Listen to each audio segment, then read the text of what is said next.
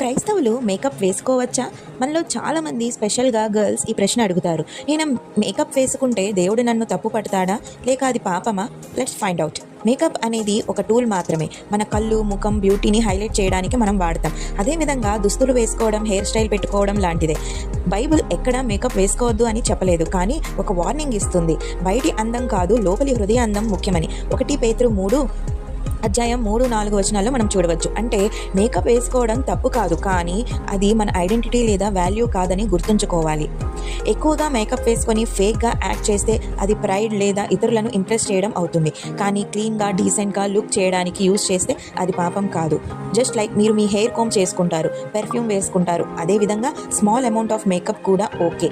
మన జనరేషన్లో ఒక డేంజర్ ఏమిటంటే ఇన్స్టాగ్రామ్, టిక్టాక్ రీల్స్ చూసి కంపారిజన్స్ ఎక్కువగా అవుతున్నాయి.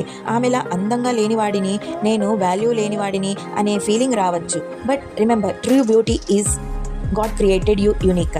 మేకప్ మీరు డెకరేట్ చేస్తుంది, కానీ మీ విలువను నిర్ణయించదు. సో క్రిస్టియన్స్ మేకప్ వేసుకోవచ్చా? ఎస్, కానీ మోడరేషన్తో. Your inner heart beauty is more precious to God. Makeup మన ఐడెంటిటీ కాదు, మన హార్ట్లో దేవుడు చేసే విశ్వాసమే మెయిన్. గ్లో అయ్యేది లిప్స్టిక్ వల్ల కాదు, దేవుని కాంతి వల్లే.